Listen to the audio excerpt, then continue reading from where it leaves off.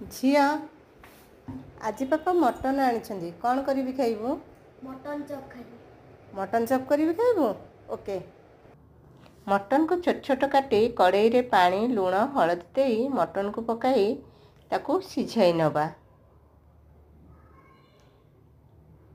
यापर पियाज अदा रसुण को भलसे सफा करी चपर रे दे दबा। सेथिरे कंचा लंका देई भल भाबरे आमे चप करी नबा।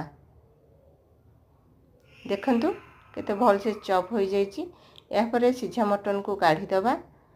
सेही कड़ाई रे तेल जीरा और से मसला को पकाई भल भाजी नबा। भाजी नेला परे सेथिरे लंका गुंड हल्दी गुंड सिझा मटन को कीमा करी सेथिरे पकाई भल भाबे भाजी नबा। यापर गरम मसला मीट मसला और टिके पानी देई ताकू गोलाई दबा। मटन को टिके घोड़ाई ताकू रखिबा। ही गला परे मटन सेथिरे सिझा आलू को देई भल भाबे गोलाई नबा। भल भाबे गोलाई देला परे सेथिरे धनिया पत्र पकाई भल भाबे पानी सुखिला पर्यंत ताकू कषि नबा। एबे प्रस्तुत हो गला मटन चपर।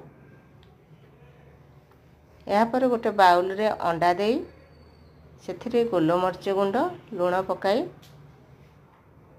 दबा और ब्रेड कर्न रे लंका गुंड पकाई गोलाई नबा।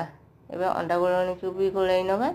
या परे हाथ रे टिके तेल मारी गोल गोल गुड़ाई ताकू अंडा गोलणी रे देई ब्रेड कर्न रे देई छोट छोट गोल बनाई रखि नबा। या परे तेल गरम करी सेही तेल रे से गोल गुड़ी को छाणी नबा।